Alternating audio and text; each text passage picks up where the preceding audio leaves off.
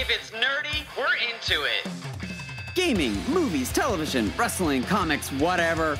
We are Kyle Eckert and Chris Heck, two lifelong friends with a passion for the world of geekery. And this is the GeeK KetchUp Podcast.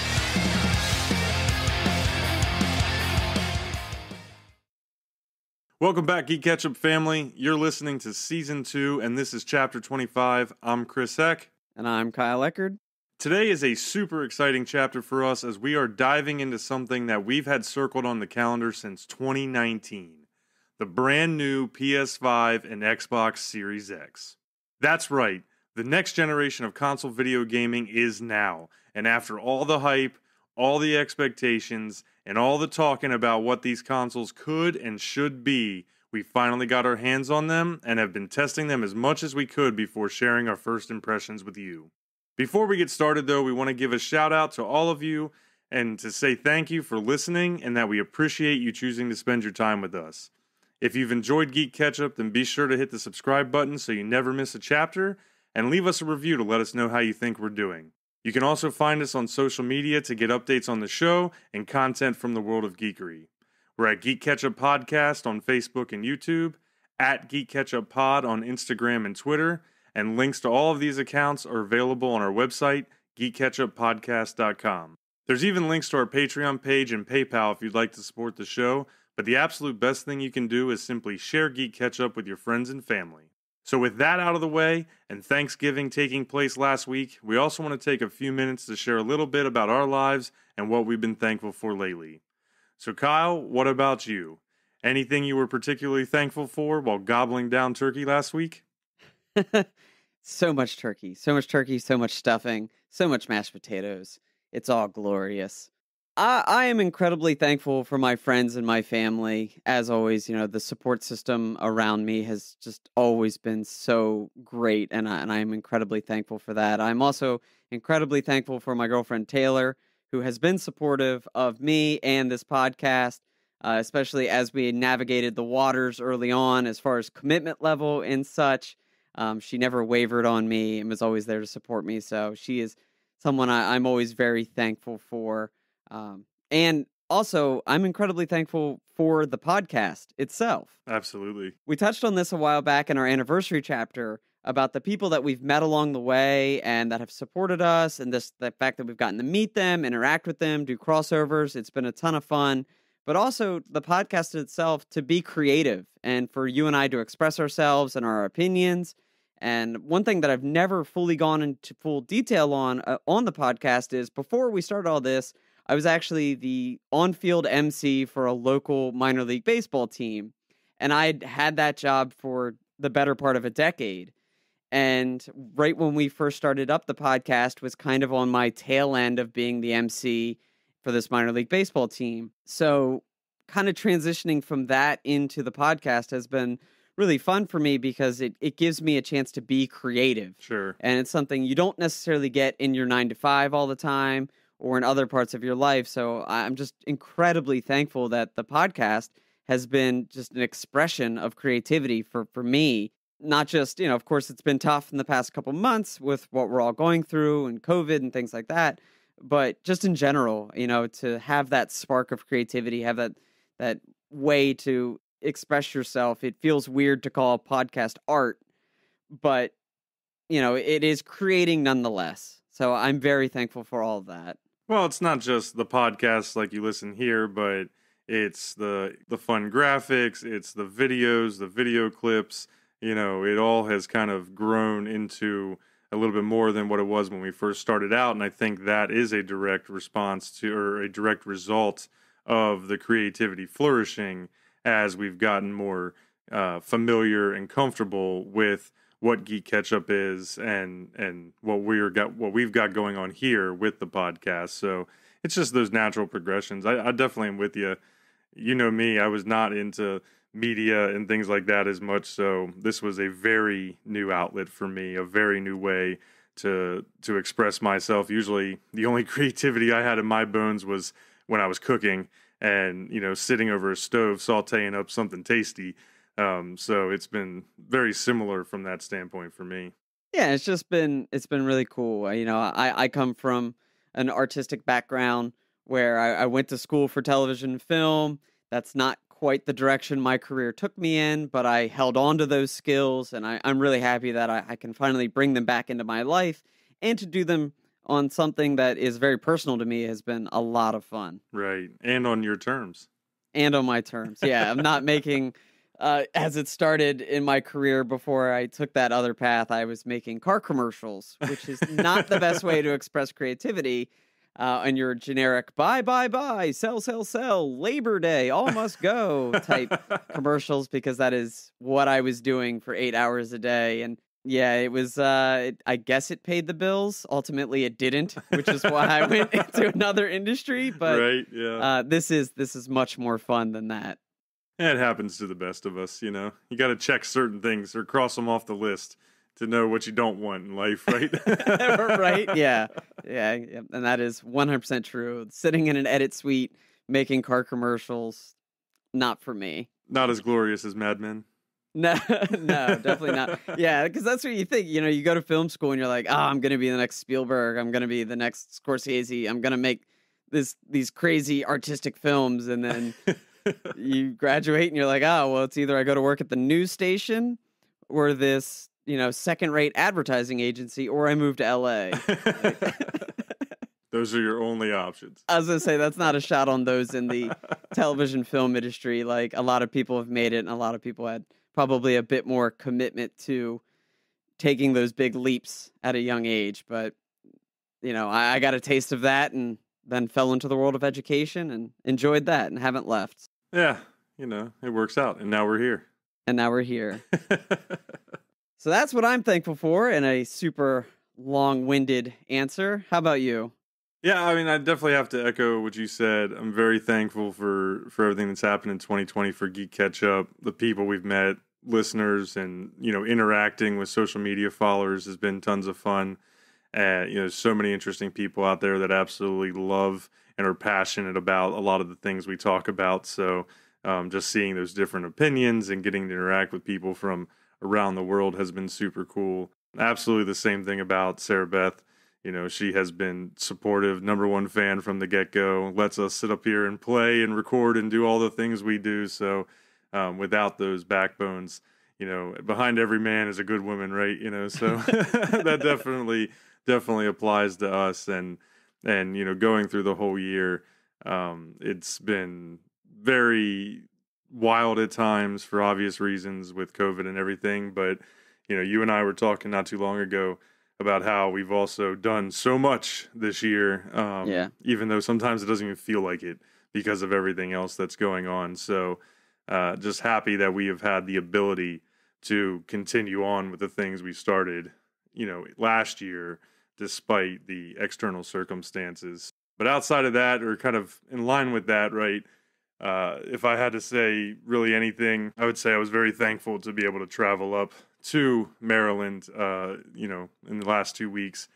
Me, I usually make that trip 4, 5, 6 times a year for various reasons. And this year it's been, 2 times, 3 times tops, I think. Yeah. And so I've gotten to see the family a lot less, gotten to see you all a lot less, other friends a lot less. And so getting to come up for a few days was pretty nice. Obviously, it was to pick up the new consoles since, as we told on the pre-order story, you were the gunslinger that got all the pre-orders. You had all the deliveries on launch week. But, I also just had another new niece come in. So baby Lydia joined the family and gives us now 7 nieces and nephews. And so I got to meet her for the first time, just 2 or 3 weeks old, tiny little thing. And, see the moms, the dads, sisters, brother-in-law, new brother-in-law too. So, lots going on. And just really, really thankful that, despite how tough 2020 has been for a lot of people, that, for the most part, our family has stayed healthy and, fairly blessed. The last thing I'll throw in there, just because it was super cool, was my grandfather got his brand new 2020 Corvette C8 Stingray. And he ordered it pre-COVID when they were first launched, and it took, way longer to get because of COVID. And they ended up making significantly less of them than they were planning on. Sure. So they already call them the COVID Corvettes. Yeah. But they changed the entire body style, like front to back. These things are just bad to the bone. It's pretty much a Chevrolet Ferrari, the way they designed it, and it's got a mid-engine build now. But the damn thing is like this neon Sebring orange, black racing stripes, white leather interior, 495 horsepower, 0 to 60 in 2.9, Yeah. and it lived up to every bit of that. Driving it was by far the most insane car I've ever been in, as far, behind the wheel. Yeah. Driving on those back country roads, just gripping. Some of those roads, and we used to drive them in old Ford Explorers and 1994 Saturns. Yeah, the 94 Saturn Sports Coupe, so I'm sure the grip was much better in the Corvette than that thing. Yeah, so taking some of those roads that we've driven for years and being in a machine like that was just wild, but by far the most technologically advanced car I've ever been in as well. Like cameras everywhere, full tech inside and out. Had like a 13-speaker Bose Jesus. Sound system in a coupe, Yeah, in a coupe. Yeah, right? Yeah, wow. That's wild. Yeah, so it was just kind of wild. And I know my grandfather is super pumped. He's like in his 70s, just rocking this bright orange car around the town. And like everybody wants to be his friend now. So it was cool, it was a quick trip, but it really, coming off of it, had me thinking even more like, because the times like that together and seeing everybody has been so much more rare this year for us living at a distance from our family, at least in my case. It just kind of put everything more in perspective. Like everybody's still here, everybody's healthy. Yeah. The family is growing, and so I don't think I could be any more thankful for anything else. Yeah, absolutely. Absolutely. It was nice, to have you up. You kind of joked about having all of the PlayStations at my house. It was kind of surreal to have literally 3 PlayStations and an Xbox sitting in my living room, just kind of like staring at me. And Taylor actually kept joking. She's like, I'm seeing how much these are going for. I might just hawk one. I was like, please don't do that, because the one that gets hawked is going to inevitably be mine. Yeah. So that's not cool. Yeah. Well, she's on that pin trade, so she knows how to work the interwebs to sell some stuff. Yeah. Well, that's how it started. Like the one lady she buys pins from had put it like an all call out to her followers being like, hey, I'd really like to get my son a PlayStation 5 for Christmas. I'm willing to pay above retail, yada, yada. And it was like, well, whoa. And she's like, well, we got 3 here. Right. It's like, no. Whoa. Like, dial that back. She's like, we need to do a few things to this new house. Yeah. Let's look at the house and like, hold on. Like, let's not just flip things. But, that's funny. I see what you said there. Yeah. Like, ultimately, obviously it didn't. I did agree that I would activate gunslinger mode a few more times in an attempt to snag another one, but it ended up not working out, and the effort just wasn't there like it was the first time. Well, and it seems like it's been even almost harder to get them now. I've seen some people online, on Facebook expressing, a lot of frustration because they're like, oh, Walmart's got, here. Yeah. Best Buy's got them here.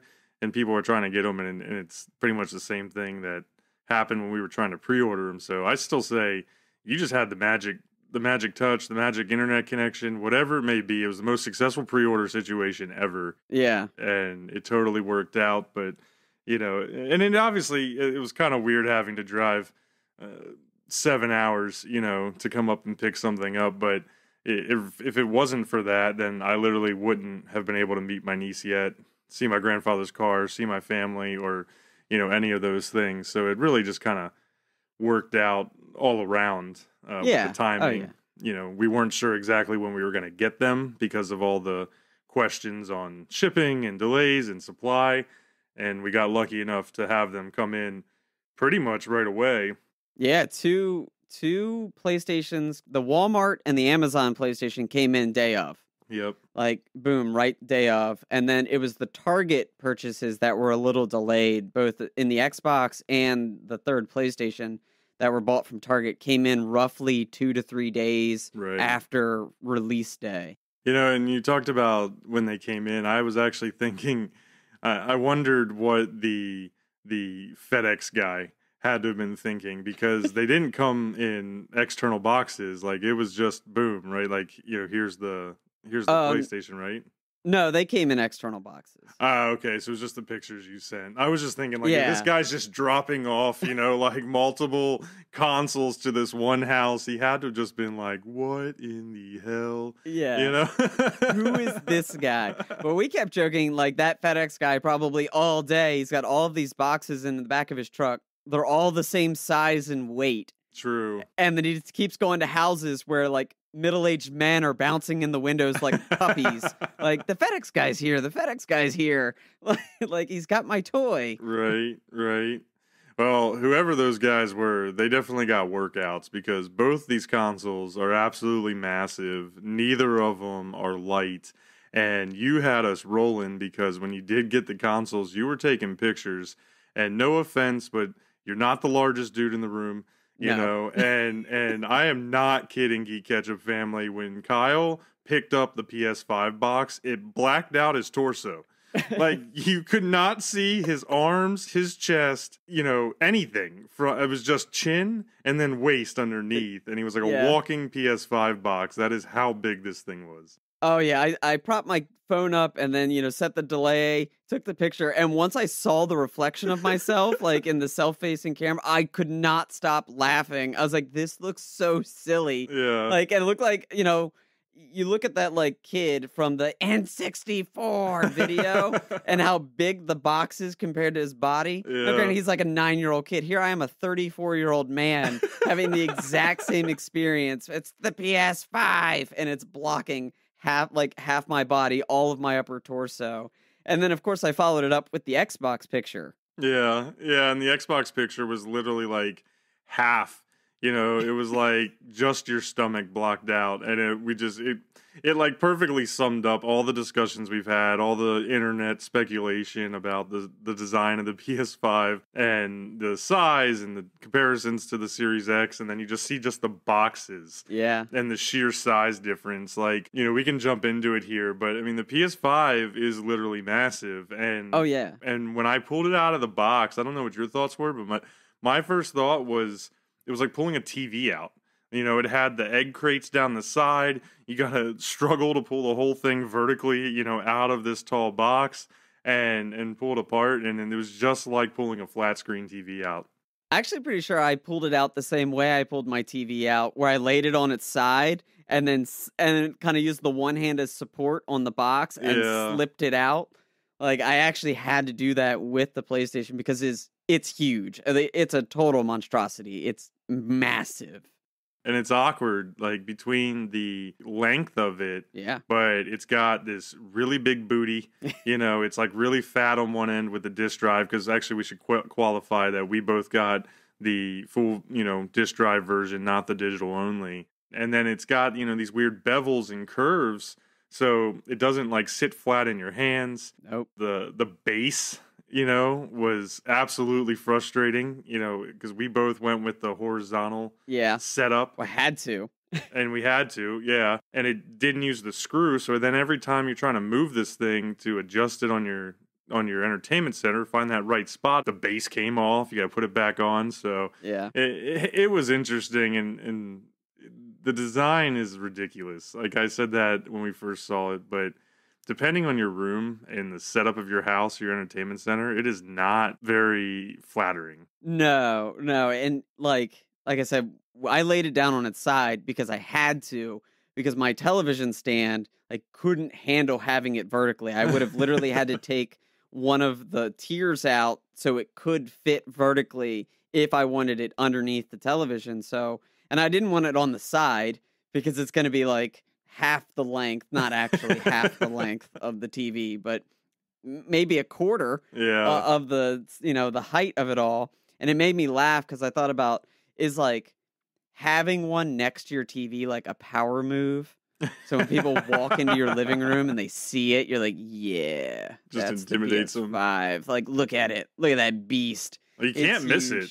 Oh, no, you can't. It's because it's white with the white sides. Yeah. I'm really interested to see what PlayStation and what Sony does moving forward. Like, because you can detach the white sides. Yep. So I'm really hoping to have some customization options.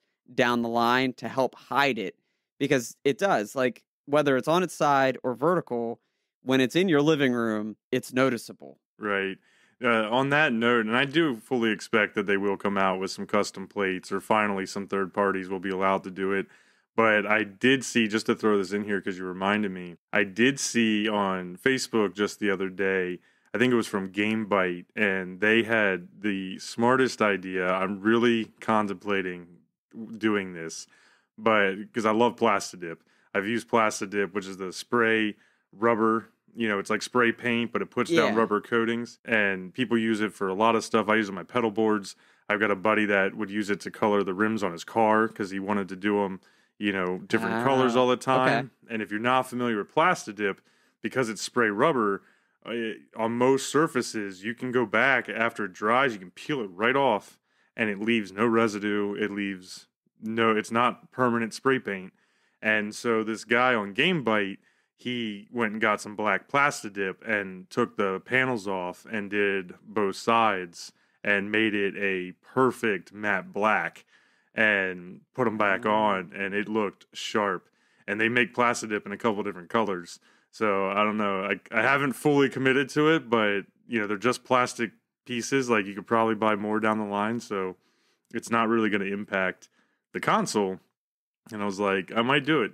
Get rid of the white. It's tempting. I feel like I'd be so nervous, but I'm going to void a warranty. I mean, because you're obviously going to void a warranty. Not if it'll peel off. It's not permanent. All right. Fair enough. I would still be nervous. Yeah. I think I'll just live. I'm going to be the type of person that's like, I'm just going to live with the white until Sony tells me it's okay. Well, if I guinea pig it, I will definitely let you know. For sure. Because it was tempting. I thought it was a smart idea for if you really hate the white. But anyways, so the design was definitely something that you just can't ignore. And the Xbox 2, it was actually a lot bigger. Even though the packaging was smaller, it kind of came packaged like a Apple product. Like, it was really, modern. As soon as you popped it open, the device was right there. It was easier to pull out of the box for whatever that's worth, But it really became apparent, like, this thing is massive in its own right, and it's a little bit more compact, and it's a little bit more in line with what we're used to as far as console design. But when you pull it up, I mean, it's got some serious dimensions, and the weight is undeniable. It's original Xbox heavy. You know what I mean? Like, yeah. Well, I did read that the Xbox Series X is 9.8 pounds. Ooh, I'd believe it. Yep. And then surprisingly, the PlayStation 5 is 9.9 pounds. Oh, wow. Yeah. Yeah. So that, I thought, that's kind of crazy that the weight is just dispersed. Yeah. And an extra, because I think it's about a 3-inch height difference.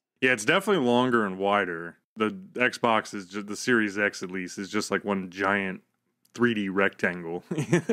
Yeah. And I have to see if I can find the weight of the actual Xbox, the original Xbox. Because I remember that thing was a hoss as well. Yeah. Both dimensions and overall weight. Oh, here we go. It was 8.8 pounds. Oh, man. So we are in bigger territory. So the PS5 is officially the heaviest console of all time. No. The PlayStation 3 takes the cake as the heaviest console of all time at 11 pounds. Okay. I mean, we were talking the other day. The PS3 was a massive console, too. I just think it had a little bit more appealing design, the giant spaceship, but it's really just the white panels in all of it with the PS5 as far as aesthetics. But they have a history of massive consoles on the first launch. Yeah, I think the PlayStation 3 at launch, the original PlayStation 3, which is tough to remember because they followed it up with 2 versions after that that significantly reduced the size. But the original PlayStation 3 was just under 13 inches long and about 11 inches deep, and then almost 4 inches thick. Okay, yeah, so it was pretty close. Yeah, and you kind of got to look at it.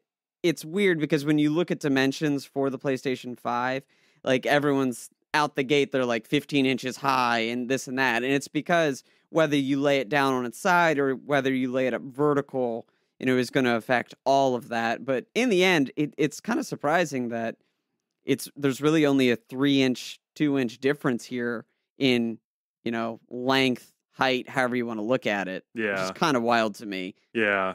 So, I mean, it's not something that is going to be a deal breaker. Clearly, we still went out and bought them. And ultimately, I think as we get into this, it could have literally been designed anyway because the internals on these machines are just scorching. Yeah. How fast they're going, and it is so impressive that you literally forget what any of it looks like as soon as you start playing, Yeah. And that's really what we're here for, right? So let's run down some of these things, Kyle, and really get into what we've been seeing with the new consoles. I know we've got some of the issues that have been reported, because there have been some, just like with any electronic device.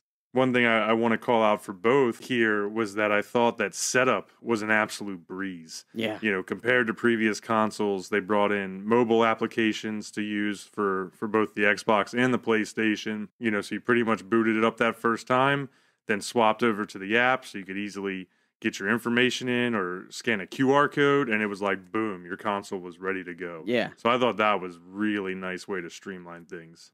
I did not expect the QR code on the PlayStation side. Like, that was a wonderful surprise in seeing, like, oh, here you can sign in or sign in on the app and hit the QR code, and it almost basically did it for you. Yeah. And so I signed in the app. As soon as I signed in the app, I realized that the app had been updated, which was pretty slick. Yeah. Because I was just in that app, the day or two before. Transitioning some stuff, looking at some things on my PlayStation 4. Shout out to Mike. He let me borrow a PlayStation 4 because it was just too hard going Switch only. So they made that update, and it really did. It made sign in and setup just like super quick, just boom, boom, boom, next. Yep. Like easy peasy lemon squeezy. I was so surprised because, anytime you have to transfer accounts from device to device, you're trying to get your information, your save data, whatever it may be, it's always a little bit of a process. And I think technology in general, we've seen that get a little bit better, especially with the cloud. But this was literally no effort at all on either console. For the Xbox, what I even liked was that all my settings, everything, because it's the same UI from the One X to the Series X, so everything came up exactly like I already had it. My favorite games were there. The custom purple color I use for my trim on my UI was all already there. And so it was almost like you didn't even change consoles, to be honest. You were just plug and play. Just plug and play. To go. And that's awesome. It was actually something I was going to ask you in your experience with the Xbox, was if it was just this fluid experience from the old one to the new one as far as UI, because I don't want to quickly move into the UI discussion here, but there were some differences between the PlayStation 4 UI and the PlayStation 5, which has caused some hiccups, at least on my end. But as far as signing in and pulling down save data and, uploading games and finding the PS4 library, that was all like really, really easy. So I do have to applaud that. Yeah, well, the PS5 UI, just kind of like what Sony's done over the last couple of consoles, really probably going back to the PS3, they're very similar. Yeah. And they just keep refining it as they go and then maybe adding in some new features. So it's definitely, if you're jumping from your PS4 to a PS5, 90% is going to feel very similar. It's a little less cluttered, which is nice. And the quick menu that they added to the bottom when you hit that PlayStation menu, I think is less intrusive than what the PS4 quick menu was, where it kind of like blocked half your screen, So Sony definitely did make some improvements, but you're right. There's some other little things like how you turn it off, bringing up that menu, the tap versus the hold. It seems to be getting everybody, from some of those standpoints, because it's just like weird nuances. Well, it's like, we'll joke about it probably a little later when we get into games, but it's like when you transition from one game to another and the dodge button is different. Yeah. And, you go to dodge and you're swinging and they're like, oh, crap. And so you're like, no, it's this button. And then that makes you crouch and you just can't figure it out. Yep. Like, and eventually it gets worked out. You settle in, you get used to the button pattern and the workflow of it all. And it's not an issue. But in the early days, like, because I'll say I'm one of those people that continue, a week and a half into it, I'm still tapping when I should hold and holding when I should tap. Yeah, it never ends with some of that kind of stuff, especially when I go from Xbox to PlayStation. It Yeah. gets me even more because some of those things are just opposite for whatever reason. But to answer your question about the Xbox, Microsoft actually had updated the Xbox UI a couple months back, I want to say, maybe the beginning of the year, where it kind of modernized it. And then they hit it with one more update just a few weeks back, like in anticipation of the Series X coming out. Okay. So I think that they kind of just handled all of that already. And so getting the new Xbox was really like getting a new iPhone where iOS and everything is pretty much the exact same. Yeah. You've just got some new hardware, you've got some new camera features, whatever it may be. But as far as, what you're doing, turning it on, turning it off, accessing your apps, all of that is the same as what you've been using for the last couple of years. And so it made it really nice. Kind of along those lines, I'll go ahead and throw it out here. The seamlessness continued with the smart delivery. So like I bought Assassin's Creed Valhalla on the Xbox One X, played about 15 hours, got my Series X, part of the setup process. I went and downloaded Valhalla on there. Next gen version had 0 hurdles, 0 issues. It downloaded super fast, and I'm sure this will help transition us into what the most exciting thing, which is absolutely the super, super speedy SSDs in these things. But downloaded all of Valhalla in under 30 minutes on a wired fiber connection, which was very impressive.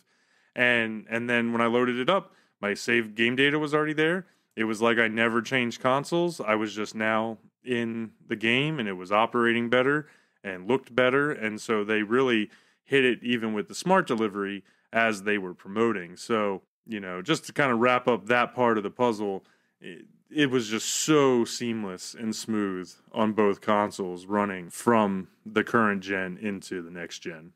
Yeah, absolutely. One little piece I think we have to throw Xbox's way where, this isn't a direct comparison. That's not what we're doing here. But you can't deny that Xbox giving you your save data when you downloaded the game versus how PlayStation did it, where you had to go out to the cloud and specifically pull that game data down. Yeah.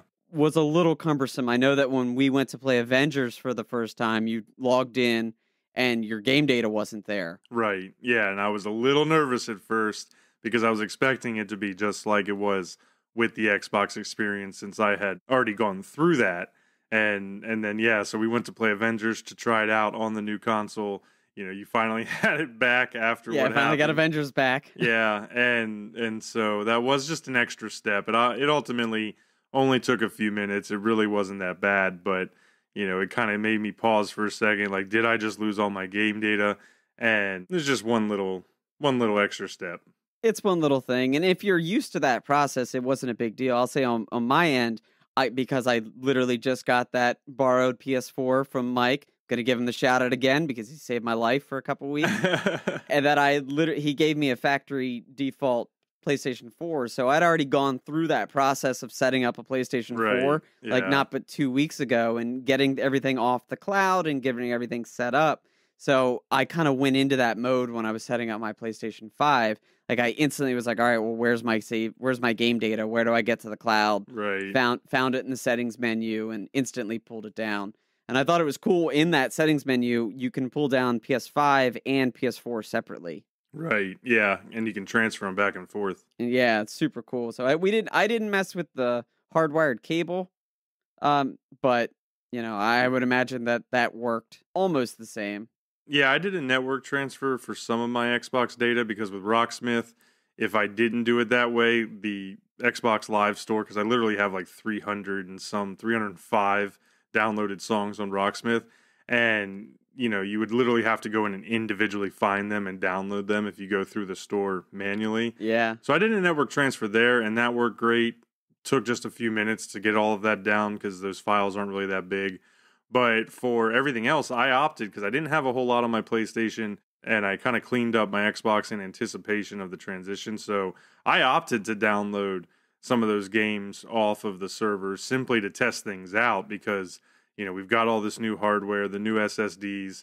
I do have a fiber connection, so it's usually pretty speedy anyways, but I just wanted to see coming off the server what it would do. And literally, I downloaded I think Avengers is like 45 or 46 gigabytes. I downloaded Demon's Souls, which was 35 gigabytes. And I downloaded, and those two were on the PS5, just to make sure we're clear. Yeah. And then I downloaded Valhalla on the Xbox, which I forget what the size is, but 40, 50 gigs probably minimum. And literally all three of those games with hardline fiber connections were under 30 minutes. I'd probably peg it right around 25. And in the past, it was probably at least 45 minutes to an hour with the hardline connection I'd have on an Xbox One X or PS4. So you're talking about cutting that at least by half. Yeah, in half. That's wild. So that was really exciting to see. And it just never stopped from there. Yeah. Yeah, I know we just keep geeking out about how fast these consoles are, and we are not exaggerating. No. It is the fastest video game consoles that you have ever seen, and load times barely exist.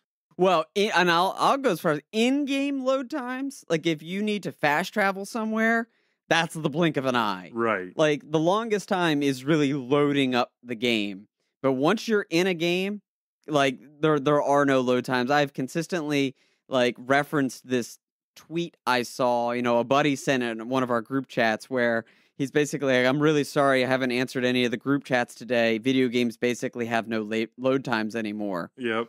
And it's never been more true. Like, you fast travel, you go to pick up your phone, you go to I got a load time, and it's instantly there. It's wild. It's wild. Yeah, so I know we looked at a few things. So just from the Valhalla standpoint, that was another thing I was paying attention to with the One X versus Series X comparison, because, on the One X, like Valhalla was pretty good. It was operating well, couple minutes, 2-3 minutes probably to load up the game from the start menu. And then when I would do fast travels, I'd say 30 seconds, somewhere in there was the load time when you're sitting there in the fog waiting to go. And when it came over to the Series X, I mean, even startup times of the games, from the menu to startup, if you are starting up fresh, is minimal. Yeah. And I'd say that went to under a minute easily. And then when I'm in there and you're doing a fast travel, it's under 5 seconds. Oh, yeah. Like, that is consistent because, like you said, the test is hit fast travel and try to even unlock your phone before you load in. And most of the time, you can't do it. Yeah, 100%. I'll say I gave it the Red Dead test because that was the big one that everyone was talking about, on all the showcases. People are loading up Red Dead super quick. So it was, it was the first game that I downloaded. Probably not a good idea because it's over 100 gigabytes. So it took some time. But I gave it that test. And from start menu, because I didn't do it from the home menu. I had already loaded the game. And so I'll give it about 30 to 40 seconds to get from the home menu into the game. And then from the start menu of the game to loading into the story, I put a stopwatch to it, and it was 45 seconds. Yep. Which was absolutely insane, considering that was like a 2-minute, 3-minute, like legitimate. You can get up and go to the bathroom and come back, right? And you're not in the game yet. So it passed that test. Yeah, well, and you had told me that your MO with Red Dead for a while was that you would, hit it to load and then immediately pick up your phone just so you could entertain yourself while you waited for it to load. Yeah. Because of how long it was. And I remember, I played it on PS4 too, and it was definitely like that. We did the online test, and it was pretty quick, connecting to Red Dead Online, and I thought that was pretty impressive. So, we talked about it in our next-gen expectations. We talked about it going way back to our 2020 preview because we've been talking about these consoles all along on GeeK KetchUp, but we expected these solid states to take us to the next level and give us seconds and minutes and hours and days of our lives back, and out the gate it's just proving true. Oh, absolutely. And you brought it up with Valhalla, 5 seconds. I'll say I went back and finished up Ghosts before buying Valhalla, because I knew if I bought Valhalla before finishing Ghosts, I'd never finish Ghosts. And it was maybe under 5. I'm sorry, like, it was probably faster. Yeah. Because I'm telling you, like, you couldn't even put the controller down in Ghosts if you went to fast travel. It was, I'm talking 1 to 2 seconds. Not exaggerating on that either. It's been incredible. Yeah. So one thing I will say, and it's I'm just gonna fanboy a little bit here and nitpick a little bit just because I think it's a touch of a win, even though it really doesn't matter in the end of the day. But just talking about load times, startups, and things like that. So the Xbox Series X has what they call an instant on option. And so when you set it up, it's got some different ways that you can keep it in power mode, as far as if it's essentially in like a rest mode or not, Yeah. total power off or not, things like that. And when I say it promotes that it's instant on, and that is absolutely the way it works. Like, I have come to find out that if I hold my Xbox controller button to turn on the Series X, it will be on before my TV can even boot. Like, I'll hit the controller, then I'll hit the TV button for power, and almost every time, by the time the TV actually provides picture, the Xbox is already on. And the only reason why I say it's a nitpicky thing is because technically it's always faster than the PlayStation, because you got to hit that profile button on the PlayStation every time. Yeah. To choose who you are to go in. It's minimal, but I did think that the instant on thing was kind of cool, because me having both consoles, those first couple days when I had them, I was literally bouncing console to console, game to game, just like, oh, I'm going to go play a little bit of Valhalla, I'm going to bounce over here, play some Astro's Playroom, I'm going to jump over here and play Demon's Souls. Like, I was just kind of taking it all in. And I never once felt like I even had that moment to pick up my phone, even when turning off one console, turning on another one, and then loading into a game.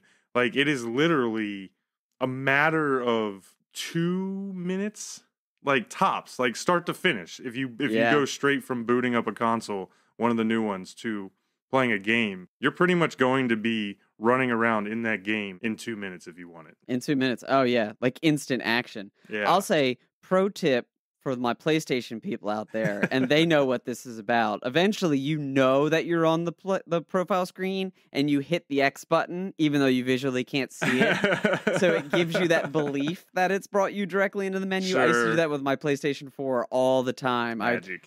I'd hit it and then turn on the TV, and then you wait like the 5-10 seconds that it had, and then just hit the X button, and that way when it all came up, it just wasn't on that screen. So you got to learn your own system, learn the quirks, and then maximize your time. I'm just not a pro level user, apparently. No, exactly. That's all it is. You're a Xbox homer, so yeah, it's expected. It's true. But honestly, I'm super happy that is really proven to be true. The speeds are just, I still right now am like geeking out over it, because load times have been the bane of gamers' existence forever. Yeah. And children of 2020 will literally never know what it's like to truly have to deal with load times off of a disc-driven console. And the best part about it is they're only going to get faster from here. This is going to be the slowest SSD that we ever have in a game console. We should never be going backwards. So super pumped about that. But let's jump over to a few more things, Kyle, here. So really, I think we both felt like the standout, kind of the star of the show right now, is that PS5 Dual Sense controller. Oh, yeah. Let's jump into that. And what are your thoughts on the very much redesigned PS5 controller? I actually really like it. The shape is good. It's comfortable. Once again, I'm not a big fan of the white, so the color is a little meh on me, but, that will get corrected in time. They're going to give me other colors. But altogether, it feels really good. I don't know if it's my all-time favorite controller. I think that one does have to go to the Pro controller on the Switch. I have smaller hands. We've talked about that in the past when it comes to like Super Nintendo controllers. So my smaller hands like a smaller controller, like the Pro. But everything else that the PlayStation DualSense is giving me is incredible, from the haptic feedback and the adapted triggers. Like, it's just excellent. And the speakers are really nice. Like, the little sounds that you're getting out of each game, they had that in the past. You got that on the PlayStation 4, but it really feels like they've come full circle. And then, for me, like, the rumble sensations. Yes. have just been phenomenal. Like, and it's funny, you look back and how blown away we were at the Rumble Pack on the 64. And just the idea that our controller can give any sort of, sensory feedback to you. Right. To what we have now, we're like, Astro's Playroom, give it the quick shout out, walking on sand, being on water, walking on metal, all literally felt different, which is just insane. Yeah, it's not gimmicky. No. And that is one thing I think people should really understand because, with what they were showing off, some of the things they were claiming, we've seen throughout the years of video games, especially with consoles, that they do come out with some gimmicky stuff. It doesn't always work. I'm thinking about like the Kinect. It had some really good upside, but didn't quite get it there, didn't quite get over the hump. And so making a leap like this with a controller that is pretty much top to bottom redesigned, it's a little bit bigger than the previous DualShocks. Yeah. The rumble, like you said, is not only different from the standpoint of sometimes it feels one way versus another. Sometimes it's a light little buzz. Other times it's a jarring, rocky rumble. But it also can rumble in very specific places. Yeah. So, in the past, we kind of just got the whole controller shook. Now, it's like maybe just one trigger will rumble, depending on what you're doing. Or the trigger's rumbling really tough, really, really heavy, while the left-handed in the pad of your hand is kind of just a little vibration, And Yeah. so it really immediately brings it to life, especially in Astro's Playroom. If anybody's sleeping on that game that has a PS5 or is going to get a PS5, do not. It is a fantastic platformer that is a ton of fun, but Sony was smart in building it specifically to showcase the new DualSense controller. Totally agree. Do not sleep on Astro's Playroom. I made the mistake of downloading Red Dead out the gate. So I had a bit of a long wait time before I could play something. So I jumped into it and just fell in love with that game. And like you said, I think you put it perfectly. It's not gimmicky. Maybe on its surface, everything that this controller is giving you seems gimmicky. But when you get it in your hands and you realize the potential of it, it really comes full circle. I was recently talking with my brother because there's a lot of highlights coming around Call of Duty Cold War. Yep. And he's a big Call of Duty guy. And so I actually just called him up and I was talking to him. I was like, hey, man, like, a lot of news out there about Cold War. I know you've been playing it. Like, is everything they're saying with the DualSense controller true? Like, is it really that much better? And he was like, oh, yeah, hands down. Well, and let's put that into context, right, or qualify it. One of the big changes with Call of Duty and the DualSense controller is that they've made it so the adaptive triggers, what that means essentially is that the game, they can program in different pressures that will automatically adjust in the trigger. So it's not just the exact same amount of pressure that you have to put. Sometimes it's super light and you can snap that trigger back all the way without any effort. Other times it's very heavy. Like there's a moment in Astros where you're flying around in a rocket ship, and when you're trying to pull it to get that thruster to go, it's a couple pounds of pressure, I would probably say, to get it all the way back. And so in Cold War, what Treyarch and them had promoted was that they went through, and if you're playing on PS5, every single gun, the right trigger pull is tuned to be very, very similar, if not exactly like it is on those guns in real life. And so I have not played it yet, but it's super tempting just because, I am a gun owner. I like to go shoot.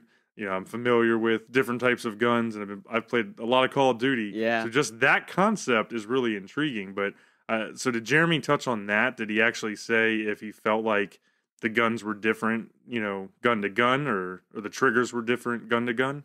Well, I specifically asked him that, like, hey, I've read that legitimately each gun is supposed to have a unique feel and a unique rumble to it.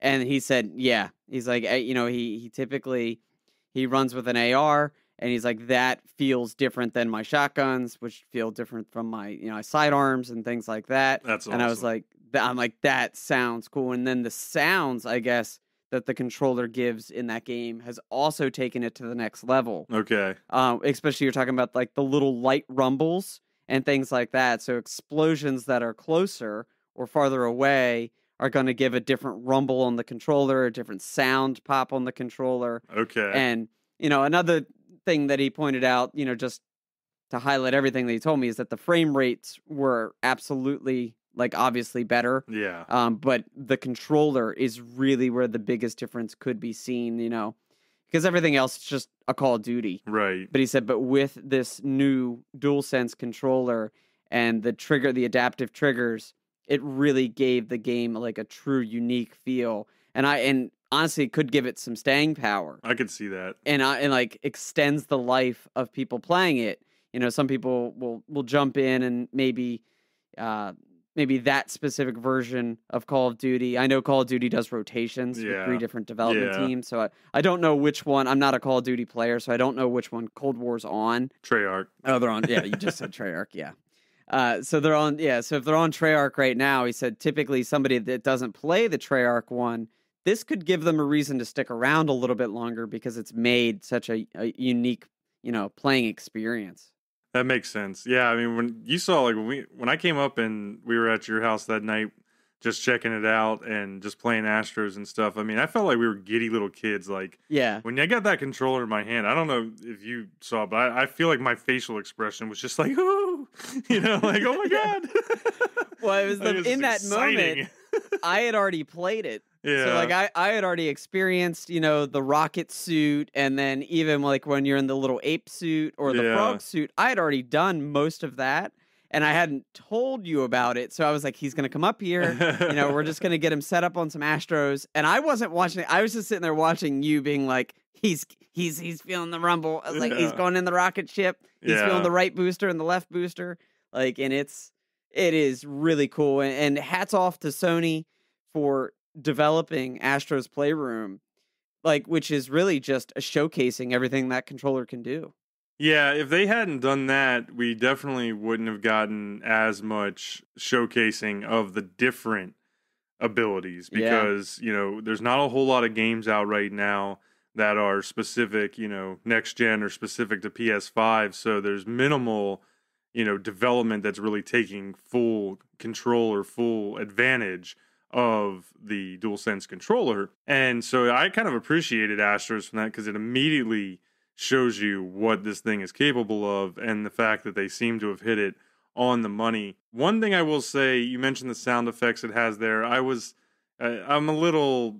take that or leave it as far as sound effects off the controller go. But what I did think was cool was that they built in the microphone. And so players can use your controller to chat if you need to. Like, say your headset dies or you don't have a headset right now, you can technically use your controller to chat with other people. So I thought that was a plus for gamers. But I will say the one thing that they showed off in Astros that I thought was a little bit much or a little bit gimmicky, maybe even kind of gross in a current COVID world, was the blowing into the controller to simulate wind to do something in the game. Like, okay, cool little thing to do here, but the more I started thinking about it, like, you go over to your buddy's house, you check out the game, or you're playing some local co-op, and now you've got this controller that he's just been like blowing spit and germs all over for however many hours that you don't know about, I might have to carry some wet wipes every time I go somewhere now to game, but that's just, having a little fun there. But it really top to bottom can do, and it's got motion control. We didn't even touch on that. It's got motion control. Didn't even touch on the motion built control. in. So it does everything. It's a clear winner from that standpoint over the Xbox here. I said almost immediately, I wish I could get a DualSense controller on my Xbox right now because it is that good, and it could be that much of a game changer, between the two consoles in the long run if Microsoft doesn't come out with something to compete with it down the line. The Xbox controller in general is a great controller. I've always liked it, but the Series X one was minimally adjusted. They added the 8-way D-pad, which is kind of the star of that show. It definitely is a nice feel with more precision. Playing Tetris Connected, I actually really immediately enjoyed the 8-way D-pad. But other than that, the only real difference is that you get USB-C port, It's a little faster charging if you're using a rechargeable. That's a plus. And then they texture gripped the bottom, underneath the controller. Yeah. And they put a little bit of grip on the triggers. So it's got a great feel, a little bit tweaked from what you got with the 1X or the 1S controllers, but not nearly the leap that we saw with the Dual Sense. So I'm thinking, in a perfect world, and you combine these two controllers, how much of the Xbox controller are you bringing over?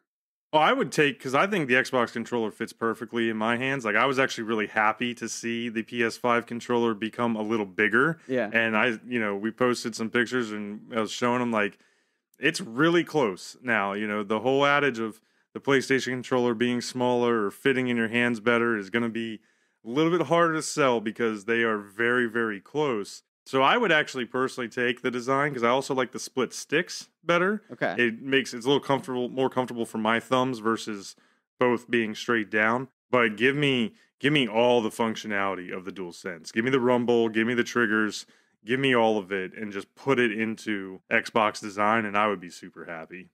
Yeah, the Xbox design has always just been a little too thick. And I think it's just like the divot in my hand, Yeah, where it sits. Like I said, I have smaller hands, and so it's just a little too thick, and it's always felt a little too weighty. And I think we had we had a pretty intense conversation about the size of the controllers a while back, and me arguing that the Xbox controller was still bigger. And it was around the time that I said, the first time I had said that the Pro controller might be my favorite controller of all time. And it wasn't until we put them next to each other and saw that it's still slightly thicker. just a little bit. Just a little bit, and it just throws me off just a little bit. But in this case, the Dual Sense controller from a width perspective is bigger than the Xbox. When I put them up together, and I can repost the picture, but you can see that, left to right width is definitely bigger on the Dual Sense, but still vertically, kind of top to bottom, it looks like the Xbox controller is a little fatter. Yeah. So I just don't think it's going to be enough of a difference anymore to really cause issues for people. Like even yourself, I would imagine that you would probably now, after spending time with the Switch Pro controller, you'll spend more time with the Dual Sense. I don't think that you would find the Xbox controller as egregious, to you now because you're just going to be more used to it since they've all kind of closed the gap. Yeah, and they've all combined. And I'll tell you, I gave up using the controller as my excuse as why I'm losing a long time ago. Yeah, if you're a real gamer, you definitely don't pull any of that. Oh, I play this on Xbox crap. Yeah. Oh, the buttons are different. Yeah. I meant to throw to the triangle, not the B. Yeah. No, like I gave that up a long time ago. It's just for pure comfort, and it always gets a rise out of everybody. Yeah. So one thing that we haven't really touched on just yet is, what everybody's always concerned about with new video game consoles, and that is the graphics, and I think we're going to here when we jump into games. But the last thing I think I wanted to say or share before we jump over to some of the games we've been playing on the consoles, just to be fair here, because we've praised them up and down, is that there have been some reported issues for both consoles. Nothing that seems to be entirely game-breaking, nothing that seems to be entirely widespread, but with the Xbox, first we saw on day one people sending viral videos around of the Xbox, bellowing smoke out of the top of it. That was fake. It was proven to be fake. People were blowing, vape smoke, bubblegum, fruit punch, whatever, through their console, and it looked cool, but it was it was pushing it through. I would say I retweeted the video of Edge's entrance. Yeah, that was pretty epic, So that, if you've seen that, do not worry, do not be concerned. That's not going to happen to your Xbox. Some other people had reported disk drive issues with it where, it was making loud clicks or it wasn't quite accepting the disc the way it should. I don't think anything that was too widespread, but it is out there. Not something I have seen. Really, the only other issue that has happened that has been a little bit more widespread with the Series X is that they're having some issues with like headset connections or the Bluetooth connections, and that did impact me. I'm using a Turtle Beach Stealth 600 Gen 2, and I was getting, I connected all right, but I was getting intermittent audio. And then when I plugged the headset into the console, it actually completely disconnected my controllers. Kind of caused me some panic there at first, but I did see online that is something that's happened a little bit more widespread, and it's not just Turtle Beach headphones. It's Steel Series and some of the other. Just seems like it's the wireless ones. Yeah. So probably needs a software firmware update to resolve that. So that's probably been the most impactful bug that I've had so far, but not a game breaker. And then we did see some on the PS5. So did you have any of those? The only major one I had on the PS5 is also headset related, and I'm not even sure if it's a bug or just more like a preference issue right now, and that is with the Bluetooth headphones that it defaults to my Bluetooth headphones upon boot up, and I have to go in and switch it back to my TV, Yep. which obviously is not the end of the world, but the question really becomes: do I unplug the Bluetooth receiver and then and then plug it in when I need it, or do I just follow this process of switching the audio to my TV every time I boot up? Neither, I guess, is really like the end of the world, just like a nuisance at this point. And I expected there to be a patch later where I can set a preference. That's the only one that's really affected me. I've seen a few of the others, like the coil noises and a few other things. None of that has hit me yet. Yeah, I haven't had anything as far as the issues go with the PS5 except for the weirdness with the audio. I do think it's just an odd default configuration for it to swap from TV audio to the headset audio. What really got me is that it will do it even if the headset is turned off. Yeah. So in the past, it would make sense you turn the headset on and maybe it would swap over if you were running all chat and game audio through the headphones, but not when it's turned off, but if that dongle is plugged in, that's just what it does. So, like you said, mostly just a nuisance, but keep it in mind if you are using a wireless headset on the PS5, you may come across that. There were a few reports, kind of like the Xbox, nothing too widespread, but there have been some reports of game downloads on the PS5 queuing up, but never downloading, and then some of those people actually had to do full factory resets to resolve it. Issues also came out of like using rest mode, and so people that were putting the PS5 in rest mode, it wasn't coming out of rest mode properly, and I believe it was requiring some restarts. So still nothing fatal, but not what you necessarily want to see out of your brand new console, $500 device. I saw one article from IGN where one of their reviewers had numerous crashes. And that was the only one that I've seen, so that seemed a little bit more rare, but he was saying that he was actually getting console crashes on his PS5. And then they had some where they had people loading games from a disc, and then they said that when you would remove the disc to like switch games or whatever it may be, it was uninstalling the games. So really just kind of driving people nuts. Yeah. So I wouldn't say that from what I've seen, at least, the numbers aren't great enough to think that there's any real issues with either console. It's pretty much just launch day bugs that you're going to see with almost any brand new piece of technology. But we did want to share them just because they are out there. It could happen, but thankfully, outside of the headset items, we haven't been impacted with our consoles. Yeah, no. Well, I mentioned the coil one. Had you heard of the coil issue? Yeah, with the fans on the PS5s being noisy already. Yeah. And it being because there's something inside that's rubbing. Yep, yeah, and you have to take it apart and like basically peel a sticker off that had come loose. Yeah, I thought that was odd. But also really minimal. It hasn't been widespread. I saw the videos. It did sound terrible. Yeah. It almost sounded exactly like my old ass PS4. Yeah, right? Yeah, wheezing along, trying to run Avengers. Yeah, but you also got to think, they're shipping millions of these things. The law of averages, yeah, you are going to have some that are going to have some issues. So, if anybody's listening to this and you about to pick one up, you're going to get one for Christmas, whatever it may be, I definitely wish you the best of luck, but I don't think that it would be anything to really be concerned about as far as getting a first-gen device, because it seems like the launches, outside of availability, the launches have been pretty smooth. Yeah, I would agree with that. So, all right, Kyle, let's jump over here and talk a little bit about some of the games we've been playing. And, of course, it's probably important to note that one of the hallmarks of this next-gen upgrade is the fact that it's a little different from most previous console launches from the standpoint that really neither console has many launch title games. No. You know, you've got Miles Morales and Astros and Demon's Souls on PlayStation.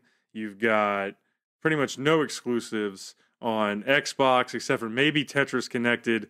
You know, you could throw that in there, Tetris Effect Connected, since that only came out on the Xbox, but that is an older game, just kind of refreshed and finally brought to the Xbox as it has been on the PlayStation for a number of years. But, you know, in the past, we would typically see 10, 15, 20 launch games either on the day the console comes out or within those first 2 or 3 weeks.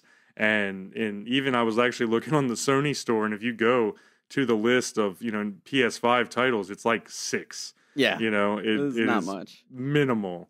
And so we did both pick up Valhalla. We've kind of touched on it a little bit. And so that's kind of been our launch day game. I know we've tried out a few other things that we've touched on.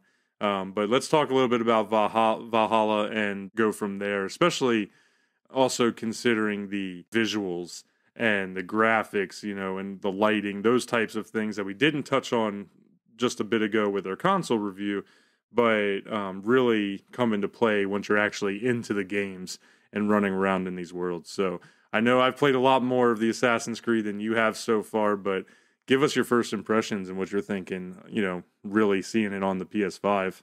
Well, it's been incredible. I will also say at the time of upgrading to the PS5, I also upgraded televisions. True. So prior to this, I had an older HD TV, like was not 4K.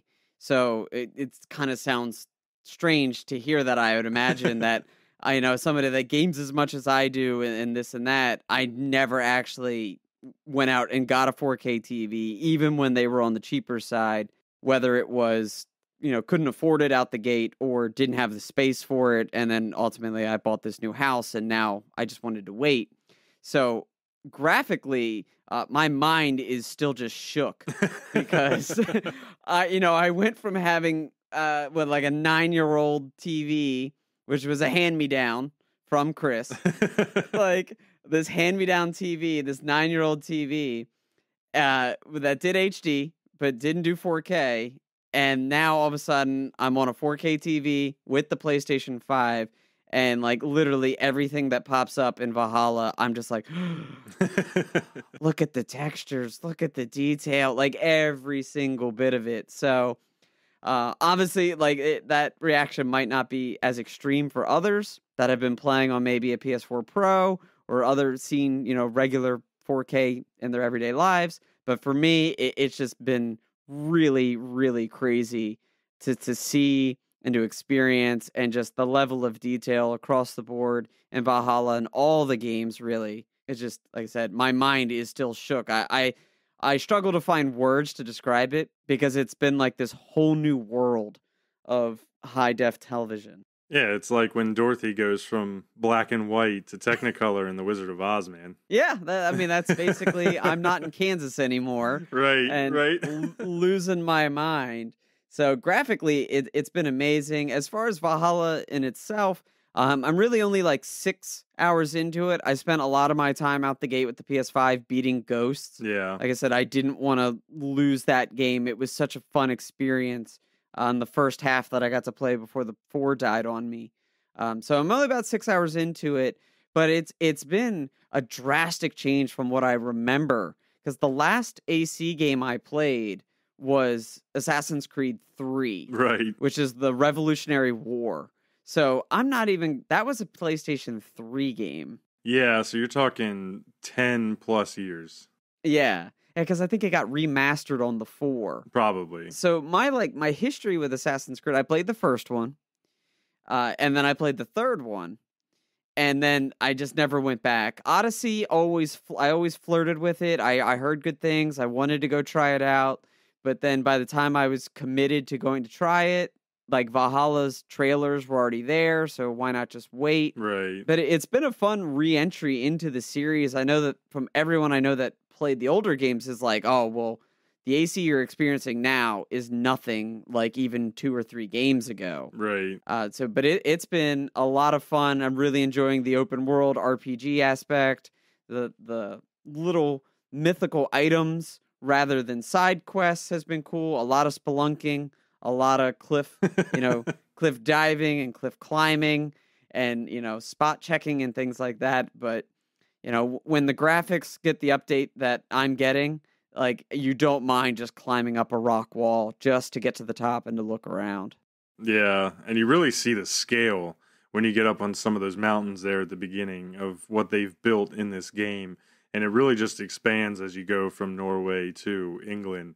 But I have to say that I totally agree. If you really just put them up next to each other, the Xbox One X and the Series X, or maybe a PS4 Pro to the PS5 Pro, graphically, they are very similar. And we've said in the past that this jump, at least at this moment in time out the gate, it wasn't going to be about graphics that really was the most impressive thing. Like, you definitely can tell that the textures are richer, and I kind of got a little bit of a side-by-side going from what I played on the One X to seeing it on Series X, and I definitely feel there are some noticeable differences. I'd say primarily in the lighting. Yeah. The lighting capabilities on these new engines, or the new consoles, I think, really is what shines the most. Those sun flares when it's rising in Valhalla, and some of the camera angles you get are just spectacular. Like, they're borderline as breathtaking as they are seeing a sunset or a sunrise in real life.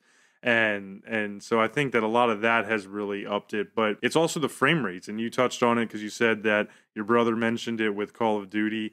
I feel like I've noticed it in Valhalla, and I really also noticed that a lot in Demon's Souls. Just to kind of throw some stuff there, since I've played a little bit, I've gotten through the first level, beat the first boss of Demon's Souls.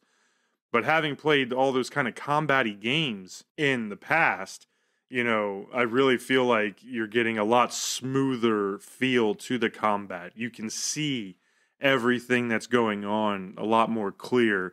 There's less blur. There's less textural breakdowns, less lag. We jump back into Avengers to throw another one out there. Yeah. And in Avengers, you've got a ton of stuff going on between the hero powers, the enemy powers. When we're running around as Thor and you've just got freaking lightning just barreling everywhere. Yeah. When we played it on PS4, it would slow down a little bit. It would blur together a little bit. Yeah. And we both were talking about when we played on Sunday that, like, just damn, like, you see every lightning bolt. You see every spark. You see every color. Yeah. And it handled it really well without any lag. And so I definitely think that you get that uptick in the graphics, but really it's that processing power, it's that, frame rate increase that, maybe even though it's slight, if you play enough games, you will feel the difference when you're actually in there in these worlds. Yeah, and the big one for me, not only on Avengers that we played together, but was Ghosts. And Ghosts and Red Dead 2 are the games that I either have played the most on the PlayStation 4 or played the most recently on the PlayStation 4, like really extensive gameplay. And both just looked phenomenal and felt great. Ghost was super smooth, and I know that it was smooth on the 4, but the combat really seemed to step up on the 5, on the upgraded to the PS5, where, taking on multiple enemies, walking into an enemy camp, and being approached by 10, 15 different people, you could see them all. You could hear the arrows that were coming at you, see the arrows coming at you, and it made the combat just that much more immersive, that you're just one person totally pinned down.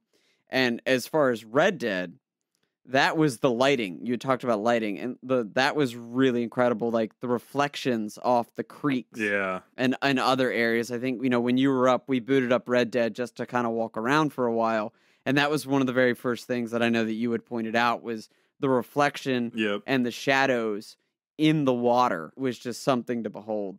It's definitely giving the current gen games, the One X, the PS4 games that we've been getting, a uplift once you play them on the new consoles. So you're getting some benefits there. And I think that we're, seeing it even more with some of these games that were a little bit closer to launch. Like Valhalla was pretty much a launch title, even though it came out on both.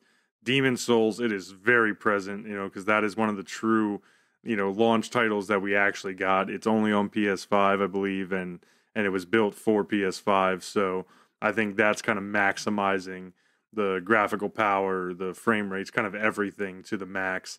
But it's also such a darker game that you don't get to really, like the lighting's, you're getting lighting benefits, but in a different way, because that's more about shadows and torches and things like that versus, Valhalla or Avengers, just some of the other games where it's a lot brighter and you're out in kind of more of a real world environment with the sun and everything. So it's definitely showing us that the future's bright. Yeah. And I think that pretty much every game I've touched so far has been impressive in its own right from that standpoint. Yeah, absolutely. It makes me intrigued to play Miles Morales. Like, I know I said I was probably going to get Miles Morales on launch day. Ultimately, I didn't because of the whole debacle with how long that game is and how much it costs. Right. I'm not going to go into full detail on my frustrations with that. But it does make me interested to play it because of how they've designed Harlem. Yeah. And how well designed and how good the Spider-Man looked. And to be able to see, basically New York again, right? But with everything being updated, it's very intriguing to go play. And maybe when it goes on sale, or not maybe when it goes on sale, when it goes on sale, I'll go buy it and thoroughly enjoy it. Yeah. But that, I think that game is going to be gorgeous as well. Yeah. I have to give a shout out since we're talking about looks. Tetris Effect Connected. I went and downloaded that off of Game Pass, immediately once I got my Series X. And of course, if you're familiar, it's the classic Tetris Effect game that's been out for a few years where you've got kind of Tetris redesigned, reimagined. You've got lots of EDM music that's kind of synced up to your play, good sound effects to really bring it alive. Kyle, this has been one of his favorite games for a long time, but you get a lot of really good high contrast, high color visuals that go along with the boards that you're playing. And so, it's really kind of built for a 4K display. And, I had played a little bit of it before, like at your house or whatever, but didn't own it, hadn't played it all the way through. And it kind of was like the surprise star of my transition because I actually found myself having to tell myself, stop playing Tetris, go try other things. Yeah. Because, A, it's a ton of fun, but it's just so visually impressive. And so jumping into that true 4K with, higher frame rates and everything just looking really good. I mean, it was just blowing my mind how crisp, how vibrant all those colors were and the way it handled it. It just seemed to bring it even that much more to life than when I had played it before on the standard HD. Yeah. And I thought that even though it's a simple game, it kind of highlighted some of those great transitions from that standpoint with the 4K, just because it's all built around, it's like a DJ set. Yeah. If you're sitting there watching a DJ on stage and he's got the monitors on both sides, with the videos and all the trippy shit, to get you going and get you feeling it. It's like that, but as a video game. And so it really was impressive from that standpoint. I also say, because I love Tetris Effect and have been singing its praises for years now, it's incredibly therapeutic. Yeah. Which I think also may play into why it's difficult to put down or to get away from, is that it is an experience. It's incredibly calming. And just kind of putting the mind at ease and puzzle solving, and the soundtrack is excellent. Yeah. And the visuals are right there with it. So therapeutic is maybe the only really solid word that you can use to describe Tetris Effect. So another little game that you could easily look past, but don't sleep on it. Yeah, I actually was sending the word out to some of our other friends that, our Xbox guys have Game Pass and had never, ever heard or seen of Tetris Effect. And they all had the same response. Yeah. I don't think I told you this, but they literally, the text I was getting was just like, holy shit, how did I not know about this game? They were going full immersion, lights off, headphones, Yeah. all the visuals, and we're just extremely blown away by it. And then our friend Anthony, he's got like a 10-year-old, 11-year-old son who's plays a lot of Fortnite and stuff, but it's still kind of an infant when it comes to video games and all that's out there. And he had him playing it, and it was the same thing. He was just like, what is going on? You know? And so it's really cool just to see how Tetris is still being evolved over the years, you know, given that it's borderline like one of the original games. Yeah. Oh, yeah. Yeah. Well, and then it'd be cool to see them adopt the Tetris 99 model. Yeah. Which is anything but therapeutic. That is just mayhem and chaotic. Yeah. So it's on the opposite end of the spectrum. It would be cool to see that come into play, or if they can bring that into play, maybe they'll leave Tetris 99 on the Switch exclusive. Yeah, I'd like to see them out of, you know, they brought in the online mode for this game when they brought it to Xbox, which was cool. So you get some co-op versions. There's some of the competitive modes.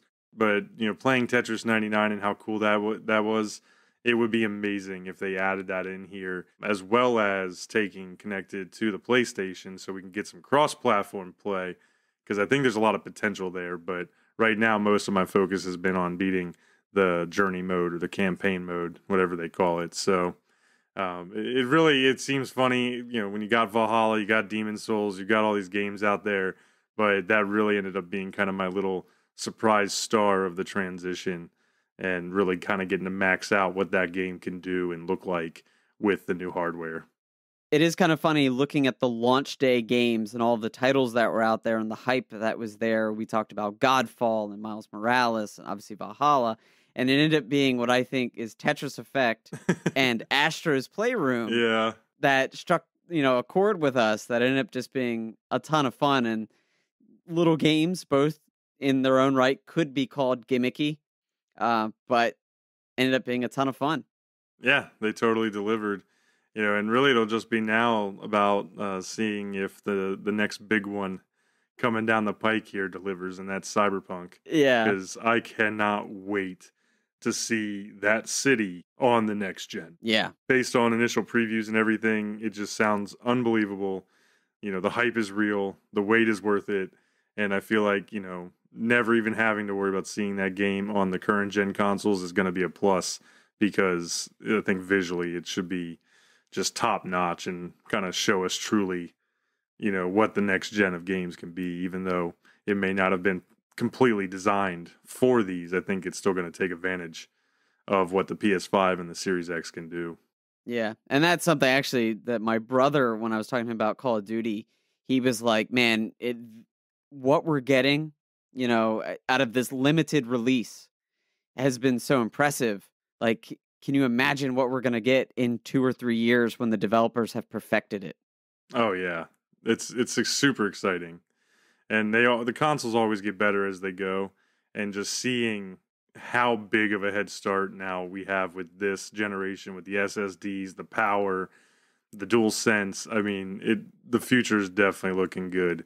And we just need those developers to start pumping out games, because if there's anything, even though we've got stuff to play, like I found myself in the store today still, you know, looking around. Yeah. Was there anything else? It's Tuesday. Like, did anything else come out today?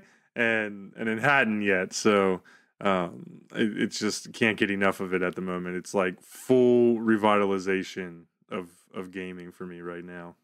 Well, as expected, both Microsoft and Sony had slight stumbles out the gate during the release of their next-gen consoles. However, the areas that we believe most gamers care about are shining brightly, giving us confidence that the Xbox Series X and PlayStation 5 will go on to be one of the best video game generations ever. Thanks for listening. If you enjoyed this chapter, be sure to hit the subscribe button to get new chapters of GeeK KetchUp every 2 weeks on Apple Podcasts, Spotify, CastBox, or wherever you listen to your podcast. Be sure to follow the show on social media, and you can find us on Facebook and YouTube at GeeK KetchUp Podcast, or on Twitter and Instagram at GeeK KetchUp Pod. Links to all these accounts are in the show notes below and on our website, GeeKKetchUpPodcast.com. Stay saucy, you nerds.